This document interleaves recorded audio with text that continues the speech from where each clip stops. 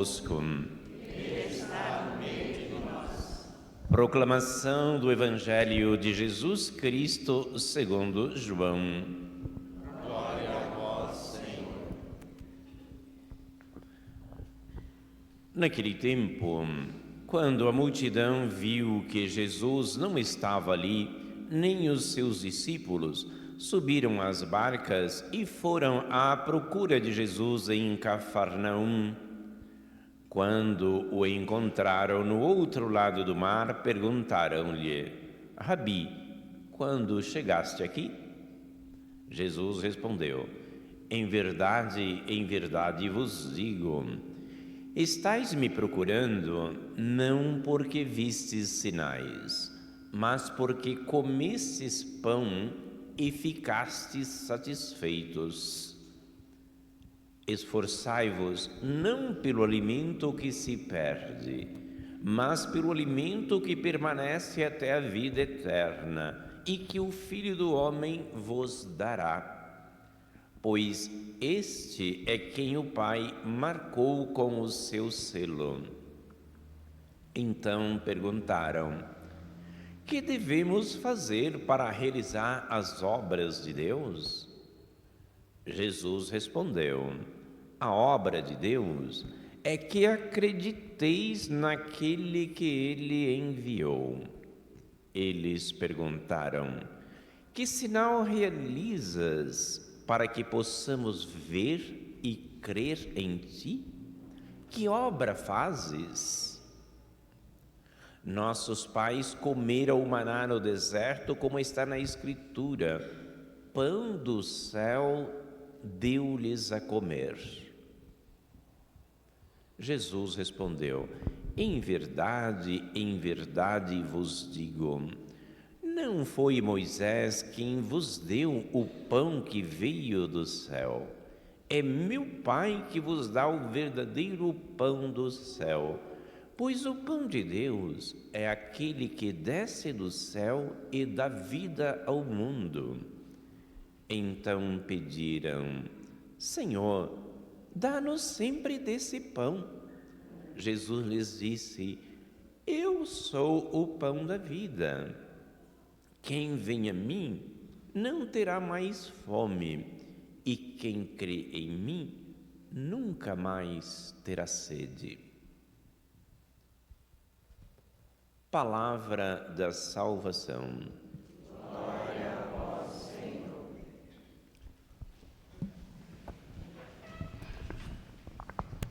Queridos irmãos e irmãs, o trecho do Evangelho que nós acabamos de ouvir é continuação do texto do Evangelho que nós ouvimos no domingo passado, né? A multiplicação dos pães. Jesus que no deserto alimentou uma multidão de 5.000 pessoas com apenas 5 pães e 2 peixes.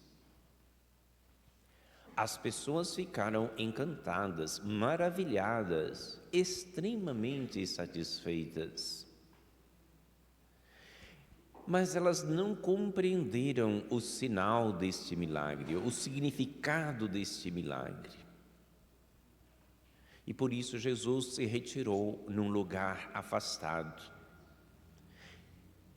E elas foram atrás, essas pessoas foram atrás de Jesus.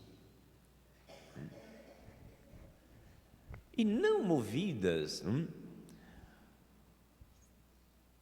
pela palavra de Jesus ou por um relacionamento mais profundo, mas estavam fascinadas pelo milagre e mais, queriam que Jesus continuasse a realizar esse milagre da multiplicação dos pães. Diz assim: nossa, esse é realmente o profeta, o líder que nós precisávamos, aquele que é capaz de resolver nossos problemas, né? Não precisamos mais lutar pelo pão de cada dia. Ele pode resolver isso para nós. E quando essas pessoas chegam onde Jesus está, então Jesus diz: olha, vocês estão procurando não porque vocês entenderam o significado daquele milagre, mas porque vocês comeram pão e ficaram satisfeitos. Lutem pelo pão que não perece, pelo pão que permanece para sempre. Então essas pessoas perguntam: mas Senhor, qual é, ou como devemos fazer, né, para realizar as obras de Deus? Então Jesus eleva o diálogo para um nível mais profundo, dizendo: a obra de Deus é que acrediteis naquele que Ele enviou.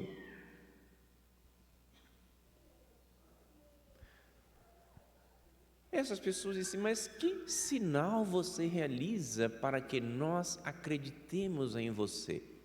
Ele tinha acabado, né, de realizar a multiplicação dos pães. Mas aí essas pessoas completam: nossos pais comeram o maná no deserto, como está escrito, pão do céu deu-lhes a comer. No fundo eles estão apertando Jesus, dizendo assim: olha, é certo que você realizou um milagre, né, da multiplicação dos pães, e nós comemos, enchemos a barriga e estamos muito contentes com isso. Mas Moisés, lá no deserto, ele deu o pão do céu não uma vezinha só. O povo podia recolher diariamente o maná que caía do céu. Então ele sustentou o povo por vários anos, durante toda a travessia do deserto. No fundo, assim, não, Moisés é mais credível, não? Do que você, é melhor do que você, é mais digno de confiança do que você, porque ele sustentou o povo por anos. Você não vai sustentar a gente por anos? E Jesus responde: olha, não foi Moisés que deu a vocês o verdadeiro pão do céu, mas é meu Pai que dá a vocês o verdadeiro pão do céu. Aquele pão que Moisés deu lá no deserto não é o verdadeiro pão, ele é um sinal, já era um sinal antecipado do verdadeiro pão do céu que o Pai queria dar a vocês, e Ele deu agora. Porque o verdadeiro pão do céu é aquele que Ele mandou ao mundo. Ele diz: e eu sou o pão da vida. Quem comer desse pão viverá eternamente. Diz, Moisés, quem comeu aquele pão que Moisés deu lá no deserto, morreu. Mas quem comer do pão que eu dou, nunca mais vai morrer. Senhor, então dá-nos desse pão. Continue a nos dar desse pão. E diz: eu sou o pão da vida, né? Quem vem a mim nunca mais vai ter fome e nem sede.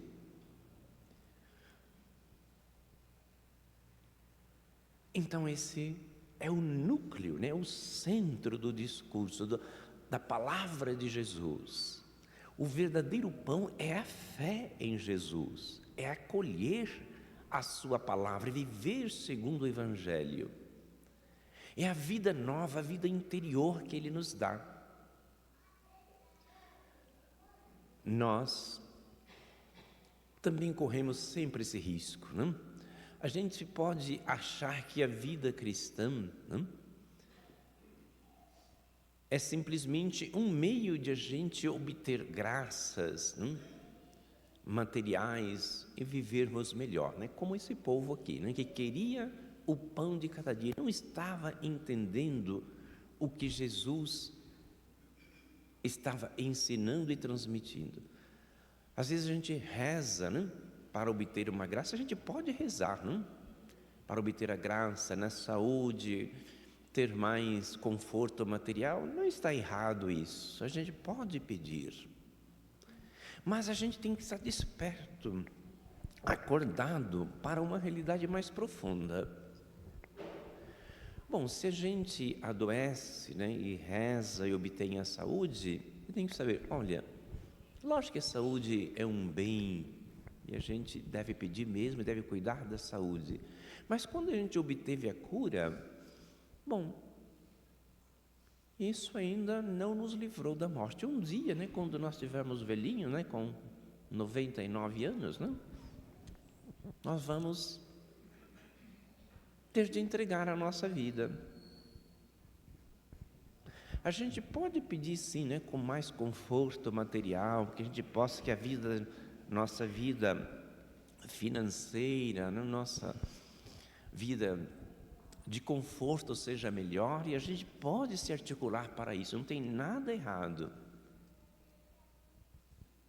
Mas se a gente não consegue tudo o que a gente imagina, a gente deve aprender a se contentar e saber, olha, o principal, mais importante até do que saúde, mais importante que conforto material, é a gente ter uma vida interior sólida, que dê força para a gente viver em todas as circunstâncias da vida.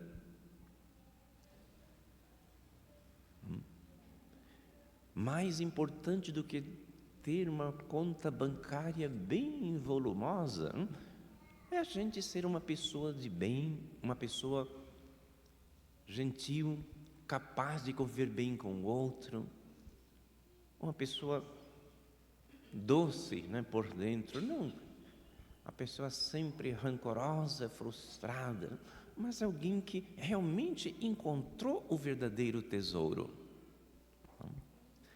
Repitamos, claro que como pessoas humanas, como pessoas que têm um corpo a ser sustentado, os bens materiais são muito importantes, a saúde é um bem importante, a gente não pode desprezar nem um pouquinho, mas a gente tem que saber, tudo isso é uma realidade, uma situação passageira.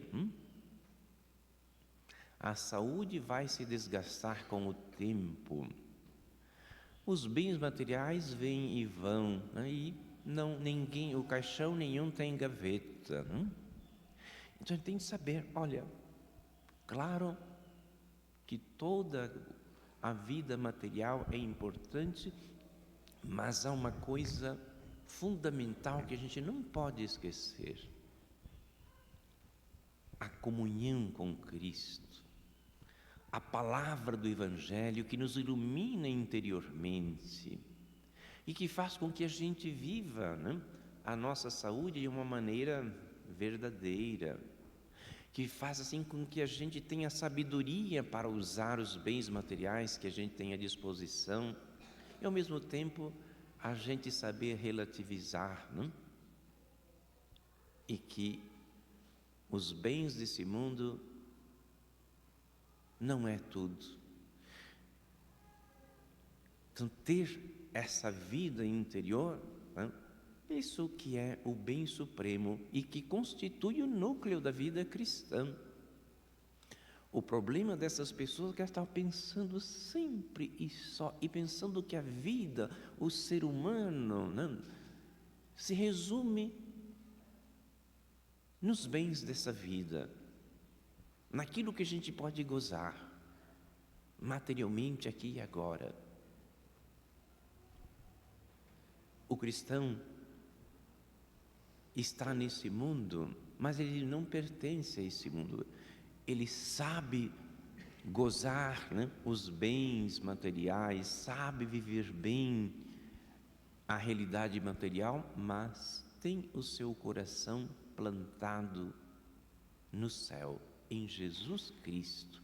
Então, isso que é o pão do céu, o pão que dá uma vida que não passa, é um sustento que está sempre pleno. E de fato, quem encontrou a vida cristã e se nutre dela, está sempre satisfeito. Está sempre alegre por participar dessa realidade que é muito mais do que ele próprio, é muito mais do que tudo que ele tem. É muito mais do que tudo que possui, seja materialmente e seja em termos de recursos humanos. Ele sabe que encontrou de fato o tesouro que o ladrão não rouba, e a ferrugem não corrói. É isso que Jesus quis dizer. Olha, gente, a vida, esse milagre que eu realizei é para dizer assim, que há um pão, como o corpo depende do pão material, do pão que se toma no dia a dia, que se come no dia a dia, também há a vida interior, e que é o fundamental para quem tem fé, e ela precisa ser nutrida com o pão da palavra, com a oração que fortalece a comunhão com Cristo. E quando a vida interior existe, ela sacia, e sempre sacia de sobra. Então vamos, nós como cristãos, vamos procurar entender bem isso, sem desprezarmos nada que temos, sem desprezar nossos projetos, mas saber, olha, tudo que tenho, todos os meus projetos, eles são transitórios, vão ter um alcance e um fim. E o que é mais importante? O que é que nunca vai ter fim? A minha comunhão com o Senhor, que eu nutro pela escuta da palavra, pela frequência aos sacramentos, pela vida na comunidade, por aquilo que eu posso fazer para o outro. Nada é mais importante do que a nossa vida interior.